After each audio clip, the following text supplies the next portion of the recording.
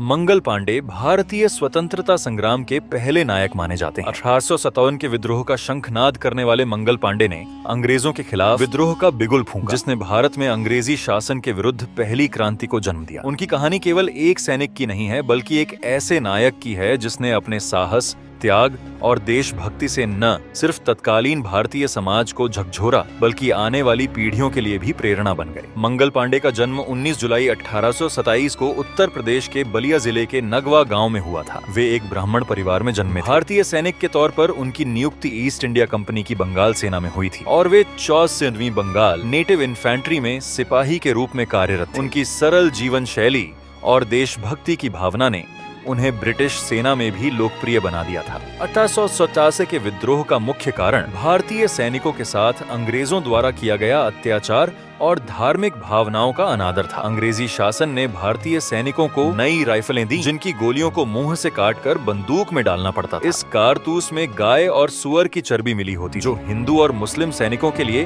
अत्यंत अपमानजनक था। यह धार्मिक आस्था का अपमान था और भारतीय सैनिकों के भीतर असंतोष की भावना को भड़का गया। 24 मार्च 1857 को मंगल पांडे ने अपनी पलटन के सामने अंग्रेज अफसरों के खिलाफ खुलकर विद्रोह किया। उन्होंने अपने उच्च अधिकारियों पर हमला कर दिया और इसके साथ ही देश में क्रांति की लहर फैल गई। मंगल पांडे की इस बगावत ने अन्य भारतीय सैनिकों में भी ब्रिटिश शासन के खिलाफ बगावत का जोश भर दिया। मंगल पांडे की यह क्रांतिकारी घटना इतनी प्रभावशाली थी कि उनकी इस एक घटना ने 1857 के पूरे विद्रोह को भड़काने में मदद की। अंग्रेज अफसर मंगल पांडे को पकड़कर उनके विद्रोह को दबाने की कोशिश की, लेकिन उन्होंने अपनी अंतिम सांस तक भारतीय स्वतंत्रता की आवाज को दबने नहीं दिया।